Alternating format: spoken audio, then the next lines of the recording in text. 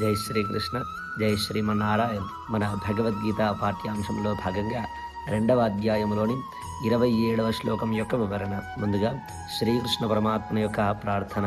వసుదేవ సుతం దేవం కంసచాణూరమర్ధనం దేవకీ పరమానందం కృష్ణం వందే జగద్గురుం. ఇక శ్లోక వివరణ. శ్రీ భగవానువాచ జాతస్య హి ధ్రువో మృత్యుః ధ్రువం జన్మ మృతస్య చ తస్మాత్ అపరిహార్యేద్ధే నత్వం శోచితుమర్హసి. అంటే శ్రీకృష్ణ భగవానుడు అర్జునుడితో అంటున్నాడు ఏమని అంటే, ఈ భావం మనం చాలా చోట్ల వినుంటాం. అది ఏమిటి అంటే, ఓ అర్జున, పుట్టినవాడికి మరణము తప్పదు, మరణించిన వానికి జన్మము తప్పదు.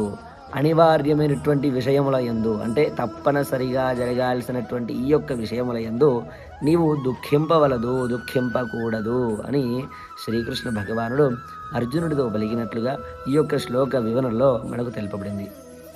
ఇక తదుపరి శ్లోకం యొక్క వివరణ తర్వాతి వీడియోలో మనం తెలుసుకుందాం. అప్పటి వరకు జై శ్రీకృష్ణ, జై శ్రీమన్నారాయణ.